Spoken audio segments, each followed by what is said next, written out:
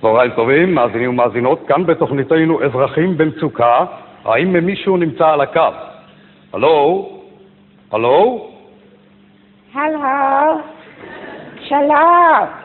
שלום, שלום. מי המאזינה? מדברת חממה, בנت חממה חממי, יא עיוני. כן, גברת חממה. מה המצוקה שלך? תשמע, בעלי קנה לי מכונת כביסה חדשה זוהר, לנגי. מזל טוב. מזל רע.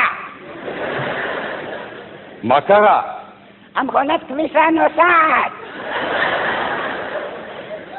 המכונת כביסה נוסעת. לאן היא נוסעת? היא רועדת, ותחתדל, והיא רוקדת, והיא נוסעת בכל המחסן. והיא מתנגשת במכונת כביסה של הבן שלי. המכונה משוקעת. היא נוסעת עד שהיא מוציאה את עצמה מהשטינקר. האם ניסיתם לפתור את הבעיה? כן, בעלי דפק לה לטה. בבקשה?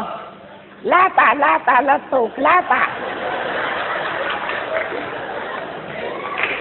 והיא שברה את הלטה. המכונה משוגעת. האם הזמנתם טכנאי לבדוק את הבעיה? כן, הזמנו טכנאי מרוקאי, עצבני יותר ממנה, הוא לא יכול עליה.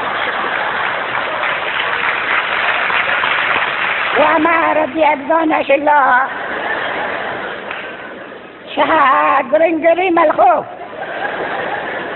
כן, אבל הוא החליף את הלאגרים. כן, שיהיה בריא, החליף אותם. נו, ואיך המכונה עכשיו? עכשיו היא נוסעת יותר מהר. אז אני שמתי לה כבל מעריך ופתחתי לה את הדלת. הוא יצא לחצר, הוא ידרס את הבן של יוסף. איפה המכונה עכשיו? עכשיו המכונה באבו כביר.